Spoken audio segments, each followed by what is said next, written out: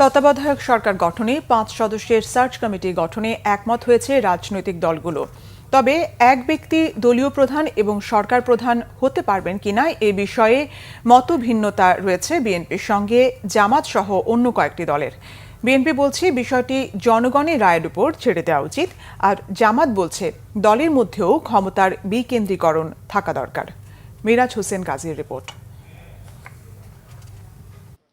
জাতীয় ঐকমত্য কমিশনের দ্বিতীয় পর্যায়ের 17তম দিনের বৈঠকের শুরুতে মাইলস্টোন স্কুলে বিমান বিধ্বস্তের ঘটনায় শোক প্রস্তাব ও দোয়া করা হয়। রাজধানীর ফরেন সার্ভিস একাডেমিতে বৈঠকে দ্রুততার সঙ্গে জুলাই সনদ যাতে দেয়া যায় সেজন্য সব দলের সহযোগিতা চান কমিশনের সহসভাপতি আলী রিয়াজ। 3/4 রাজনৈতিক দল মনে করে যে প্রধানমন্ত্রীর দলের প্রধান থাকা না থাকার বিধান সংবিধানে অন্তর্ভুক্ত করা উচিত। সেইখানে একমতের জায়গা, কিন্তু আমি আবারও বলি কিছু রাজনৈতিক দল এ বিষয়ে ভিন্নমত প্রকাশ করেছেন এবং তাদেরকে নোট অফ ডিসেন্ট দেওয়ার সুযোগ দেওয়া হয়েছে, যেটা আমরা অন্য ক্ষেত্রেও ব্যবহার করেছি। প্রধানমন্ত্রী ও দলীয় প্রধান একই ব্যক্তি হবেন কিনা এ নিয়ে ভিন্ন মত রয়েছে দলগুলোর মধ্যে।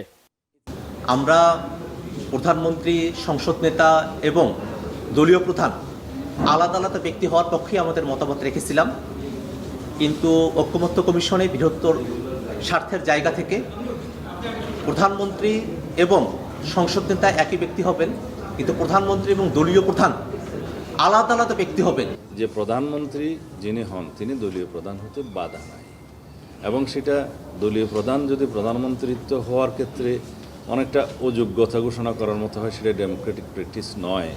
সেই ক্ষেত্রে দলীয় প্রধান যদি শুধু দলীয় প্রধান হওয়ার কারণে প্রধানমন্ত্রী না হতে পারেন, সেটা তার একটা রাইট খর্ব করার মতো।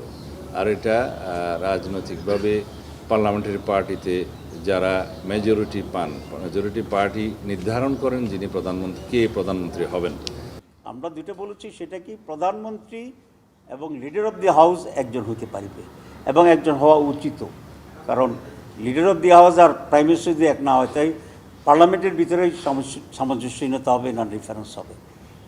তবে আমরা বলছি যিনি প্রধানমন্ত্রী হবেন তিনি একই সময়ে দলীয় প্রধান হবেন না। সেভাবে দলগুলো যেন ডেমোক্রেটিক হয় সেই চেষ্টাও আমাদের করতে হবে, কারণ ডেমোক্রেসির বাইরে। তত্ত্বাবধায়ক সরকার ব্যবস্থা নিয়ে রাজনৈতিক দলের মধ্যে ঐক্যমত্যের আশা করছেন বিভিন্ন রাজনৈতিক দলের প্রতিনিধিরা। মিরাজ হোসেন গাজী, বাংলা ভিশন, ঢাকা।